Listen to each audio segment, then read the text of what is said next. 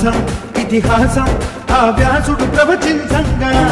ఖడ్గం గణపతిదై కురు చరితము విరచించంగా యజుస్సామను అథర్వ శాఖలుగా ఓంకారేశ్వరి శ్రీహరి నగరి ఇదిగో రాబదరి వైకుంఠేశ్వరి శివికి నగరి అదిగో మహిమగిరి ఈ కొండపై మాకండగా ఆ విష్ణు పాదమే వెలసింది వేదాలనే విభజించిన శ్రీ వ్యాసపీఠమై విరిసింది అరకనంద జల సంగీతం శ్రీహరి నామం కృష్ణకుండ జలధారలలో హరిభక్తుల స్నానం జ్ఞానం మోక్షం వసగే వైకుంఠ